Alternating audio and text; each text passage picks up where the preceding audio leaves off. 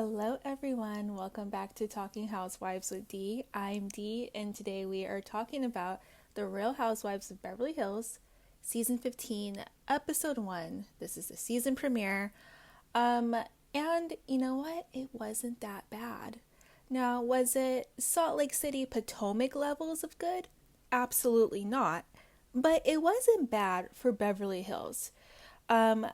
Let's just jump right into it.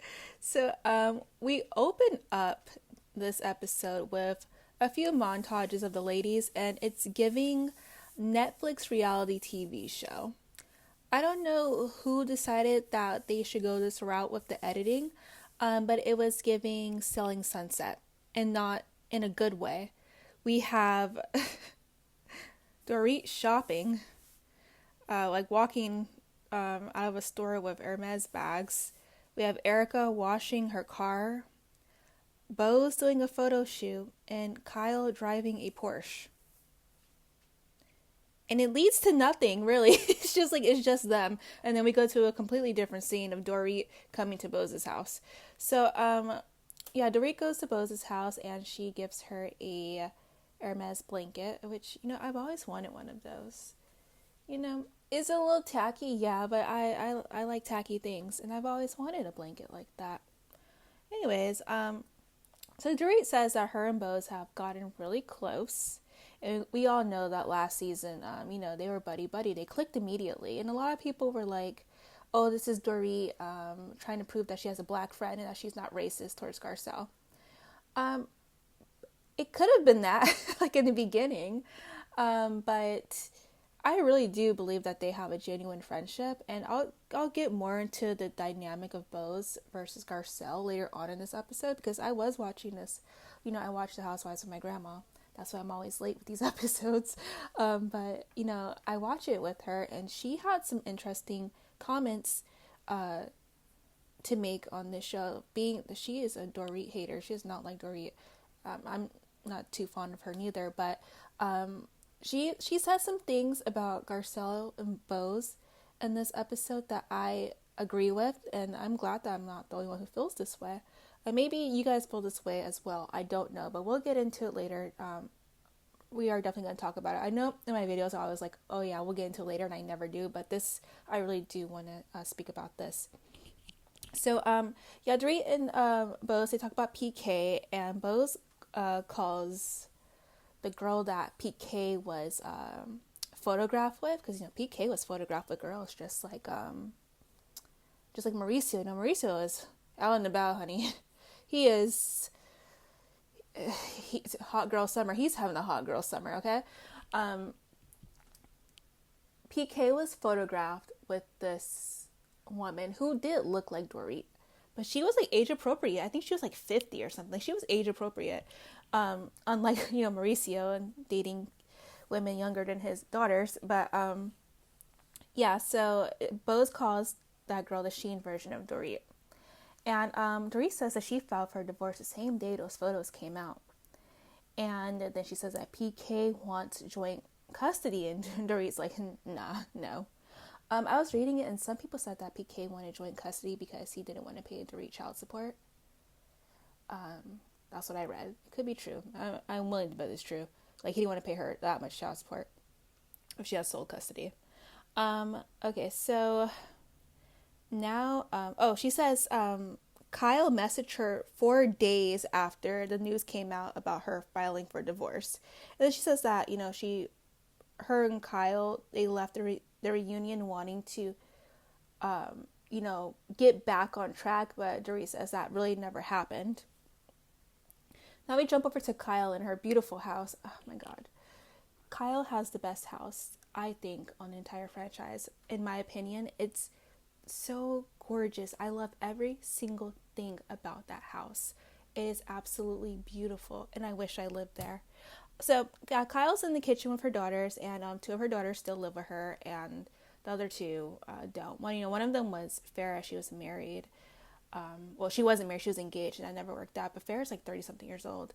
And then we have Alexia, who is engaged. She's married like presently, but at the time of this filming she was engaged, so I'm pretty sure she lives with her fiance. So I think it's Sophia and Portia are the ones left at the house.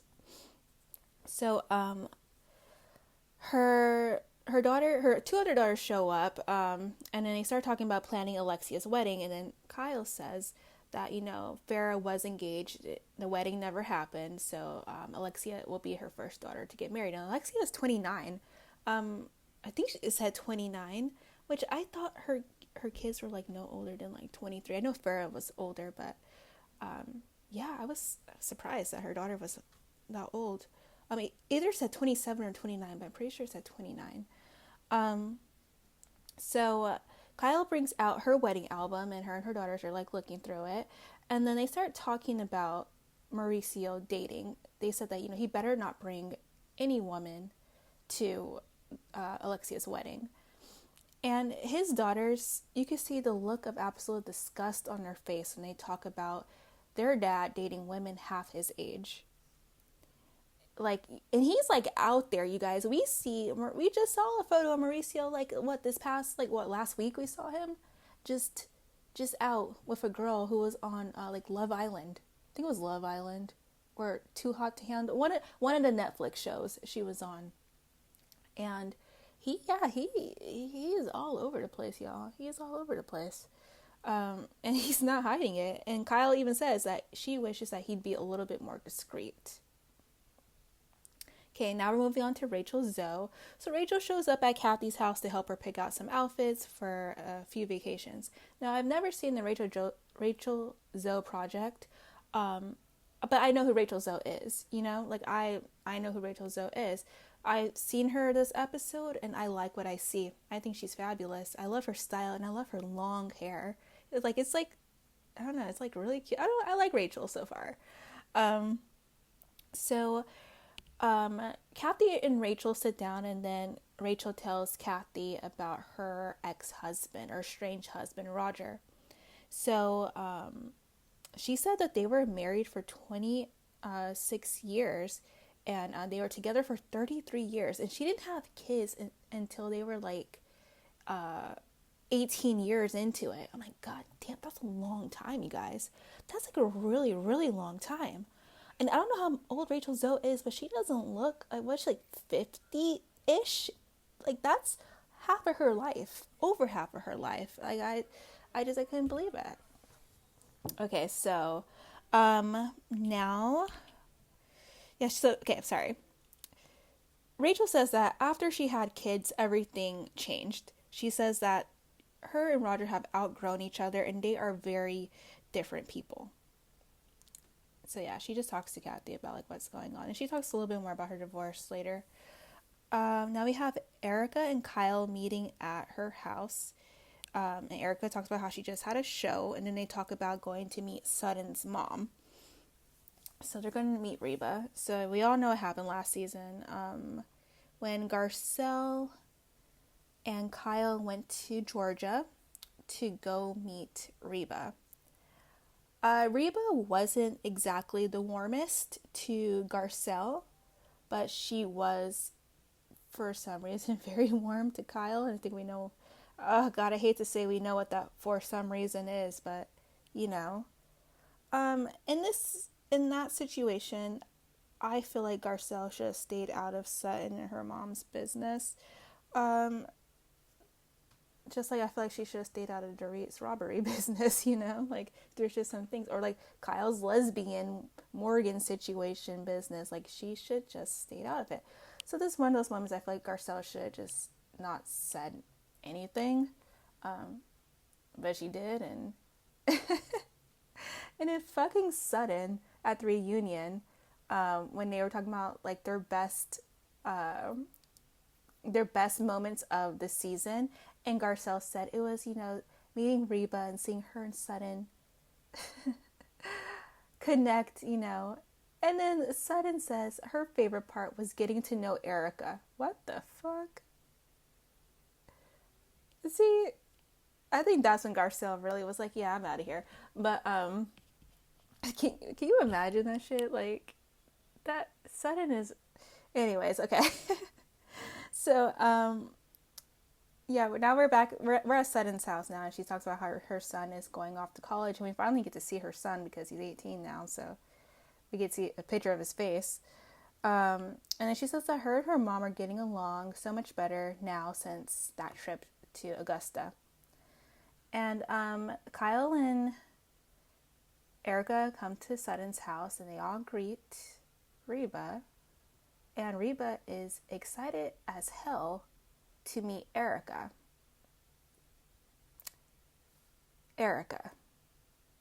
Okay. So Sutton, the girls, they all sit around and talk, and Sutton says that she had to let Avi go. She said she thought that, remember Avi was her personal assistant.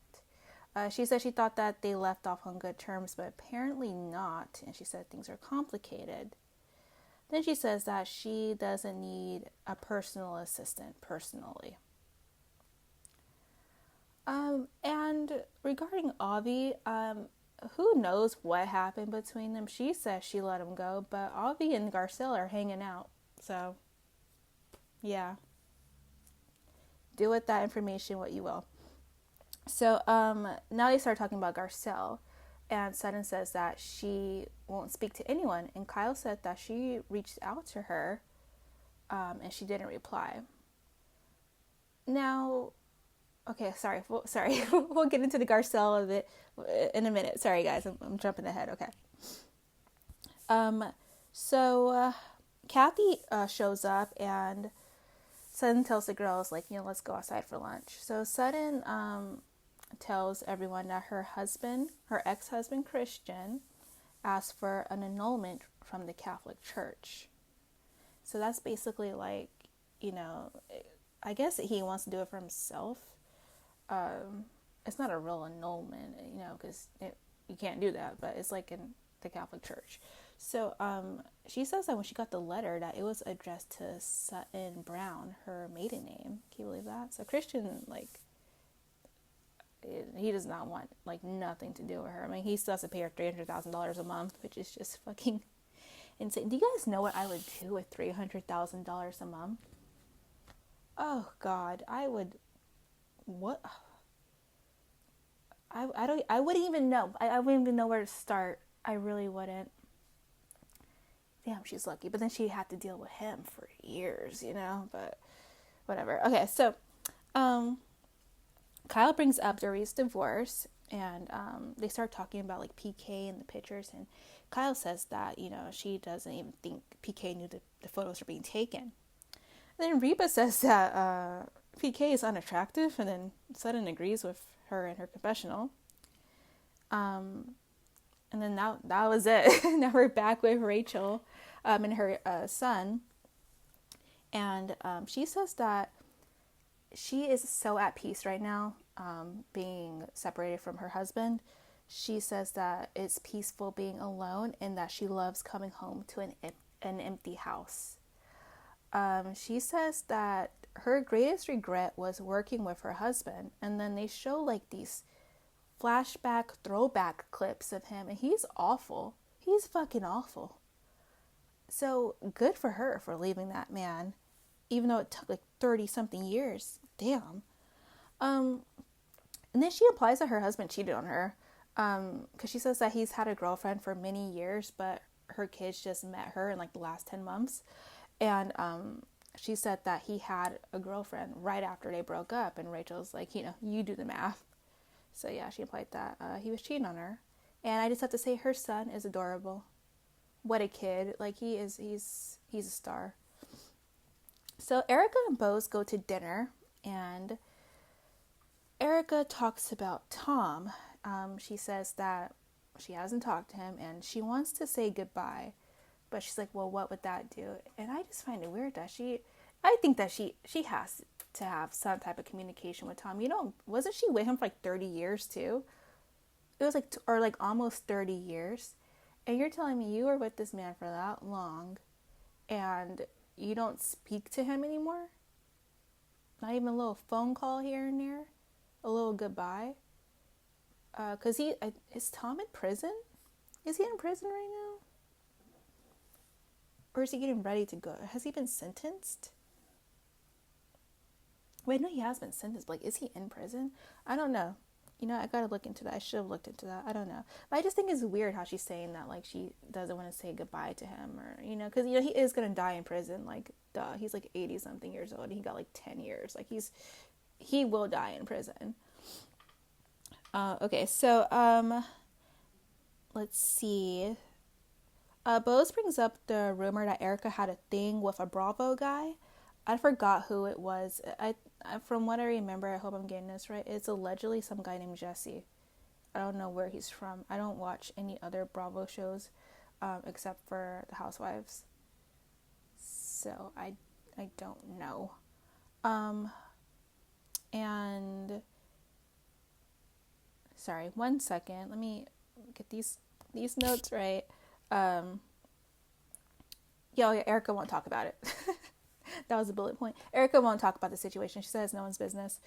And then they talk about Sutton's lunch that Erica was at, and Avi.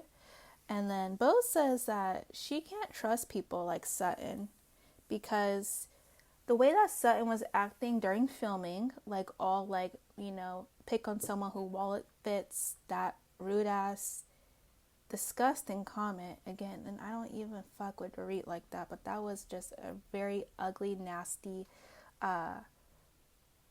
like almost despicable comment that Sutton made about Dorit. That was just, it was like, who talks like that? Like, who talks like that? Yeah, so she's like, she's doing all this during filming, but at the reunion, she was as quiet as a church mouse, which she was. Sutton was not hyped at the reunion. Erica says that Sutton has very little friends in this group, and it's time for her to show the group who she is. And then Erica says that, oh, okay, here. It's not funny. Bo says, will the real Slim Shady please stand up? And then Erica says, box. She says Sutton is shaped like a box. And I'm like, damn, that was fucked up, Erica. Goddamn. Oh, God. Okay. So, Kyle is having this really cute flower garden party thing in her beautiful backyard. And before the party, while they're getting ready, Sutton and Kyle talk to each other on FaceTime. And Kyle asks her what she thinks about seeing Dorit. And Sutton says that she's moving on and she doesn't want to be drama in Dorit's life. So now everyone's getting ready for the party. Kyle is like in the backyard. It's beautiful, whatever. And then the women start showing up. And then there's like this woman walking, and they don't know if it's Dorit or not. Turns out it's like Faye Resnick and the Morley Corrupt Faye Resnick. And some lady, I don't know who she was, but it wasn't Dorit. So it seems like Bose is bringing her whole family, because in the car, it's her daughter, her aunt, and her man. And they all show up to Kyle's party. And Kyle says that she wants to get to know Bose better. And Bose said that, Kyle was cold to her last season, but she hopes that she opens up to her. And then Dorit comes, and Dorit doesn't fuck with Sutton. They like bring up Sutton, and Dorit's like, who's Sutton? Wait, oh my god, Jennifer Tilly wasn't in this episode. I just realized that. Where's Jennifer? We got Kathy like 5 scenes. Where's Jennifer at? Huh. Interesting. And where's the 2 new girls? Oh no, okay. Okay, so let's see. So she says that she could be cordial with Sutton, and she could be around her, but that's it. So Sutton comes, and they sit around, and she starts, Dorit says that she's sorry about the annulment. Like, she heard about the annulment, and she's sorry, about that.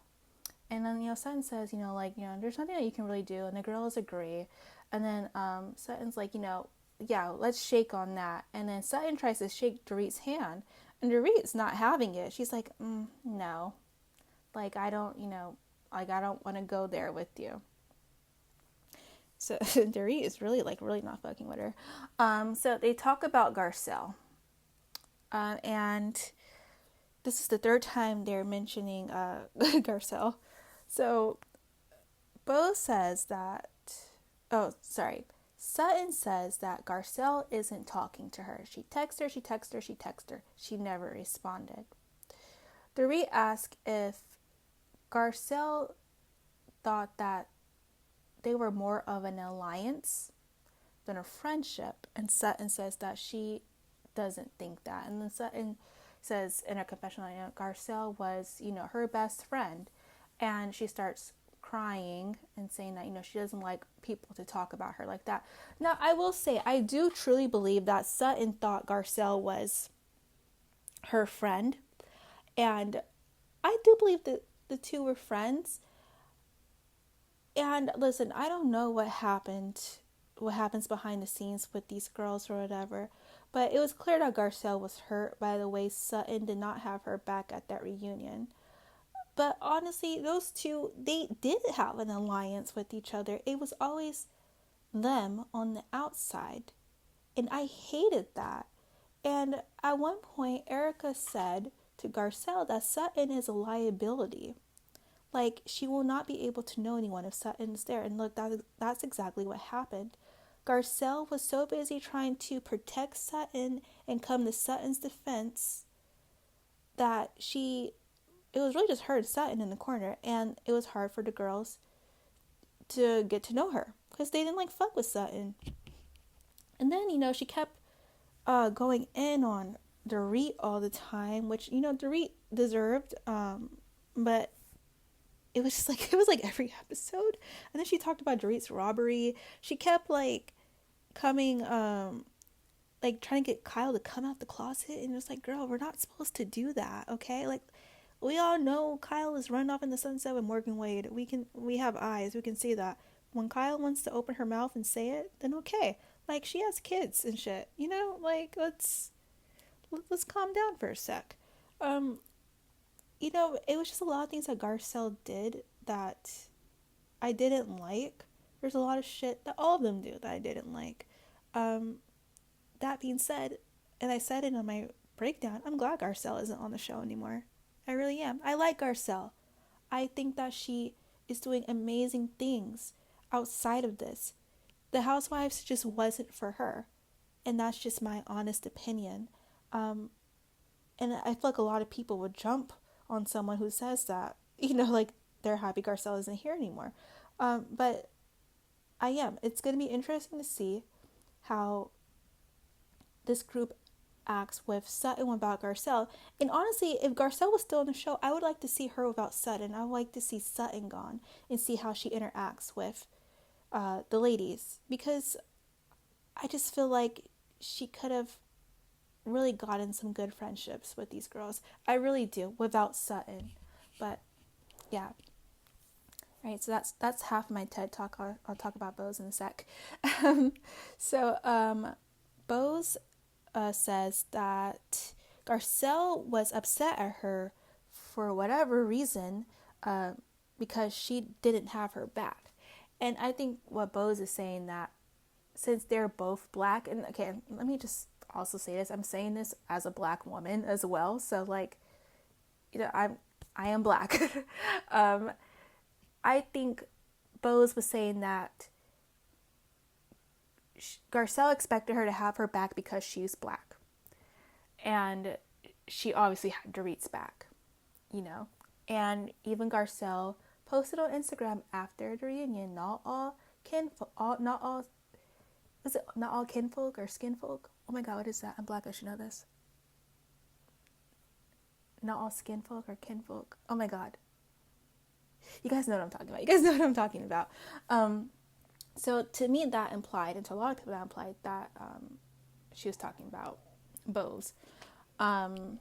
Which Bose later did say in a interview, if she was talking about me, then I don't know what I did to her. But yeah. So Sutton says, listen, we'll never know what happened with Garcelle, because Garcelle won't talk to them. I do think that maybe, at some point, maybe Garcelle and Sutton should talk about it, but I don't know. Who am I? So, Kyle says that Sutton was always different with her in private than what she was when Garcelle was around. And Kyle says that she hopes that Sutton can be the person that she knows in privately, in public, with the other ladies. So Kathy and Rachel show up, and Rachel introduces herself to everyone, but Bose and Rachel know each other because Rachel invited her onto her podcast and they clicked really well together. And I will say that Bose she came in to this group and she flowed so naturally with it. And I know that it's very hard to do as a Black woman in a predominantly white space, but I think that she's used to that in her business, her personal life. But I do not think that she is ass kissing anyone. She's not sucking up to these women. She is being herself, and she just gels with the women. She fits right in. And like I said, not in an ass kissing sort of way. She just fits in. And I don't know. I liked Bose last season. I'm liking her. It's only one episode, but I'm liking her this season too. So I'm interested to see how well she does with when the other ladies come in. Those two new girls. Okay, so Rachel talks about her divorce and how kids should have happy parents. Don't stay together just for the kids. Like, kids want to see their parents happy, and if they're in a miserable marriage, then they're going to see that. And so Dorit says that her kids now know about the divorce, and she says that they ask her, like, how does she feel about, PK and running around in the streets, whatever. Dorit says that she thinks PK saw Mo doing what he was doing and wanted to be just like him. Then Erica says, that PK has been in these streets. Mo is in kindergarten compared to PK. So Rachel says that someone actually tried to set her up with Mauricio and Aspen. And then on Watch What Happens Live, Andy asked Kyle about what Rachel said about someone tried to hook her up with Mo. And Kyle says, I think she's too old for him. And I'm not saying that as a slight to Rachel. I'm saying that as a slight to Mauricio. Yeah, she's way too old for him. He likes his women like between 25 and 32. So yeah, Rachel says that PK sucks, and if he wasn't going to do it now, then he was going to do whatever he did in 5 years. And they're like, damn, okay. Rachel asks Kyle if she's dating, and Kyle says that she's single. And Rachel says, listen, Mo is running around doing whatever he wants. You should do the same thing. Like, you need to leave the house. Because Kyle says she doesn't leave the house. Rachel's like, listen, you need to leave the house, like, every weekday. Like, you need to get out. If you stay at home in your bathrobe, like, nothing's going to happen. Like, you need to get out there, Kyle. And I want to know what happened with Kyle and Morgan Wade. We need boots on the ground to see what happened with those two. I want to know. I'm very curious. So they end the episode by saying that they're going to have a hot girl summer. And yeah, that's it, you guys. So like I said, it wasn't a bad episode for Beverly Hills. Did we mention Garcelle a lot? Yes. But I'm excited to see where this is going to go. We have Rachel Zoe. We got two other new girls. Right now, this is seeming like light and fun. So, I don't know. If there's a pylon on Sutton, then I'm just going to scream. But honestly, Sutton was barely in the trailer. But I don't know. So let's go ahead and rate the episode like we do every single video. I'm going to go ahead and give this episode a 7. It could have been better, but it wasn't as bad as I was expecting it to be. So we're going to leave it off on a solid 7. I enjoyed this. I really did.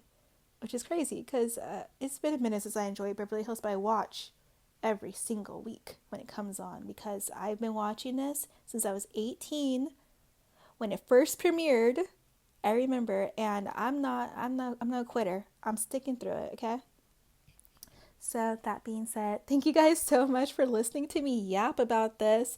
If you like this video, go ahead and like it. Subscribe for more. I do recaps on Potomac, Salt Lake City, and now Beverly Hills. So we got 3 videos each week.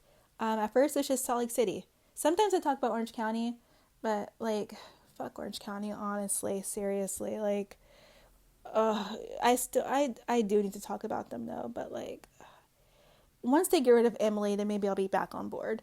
Okay, so yeah, that's it. I'm done. Thank you guys so much, and I will see you in the Potomac video. Bye.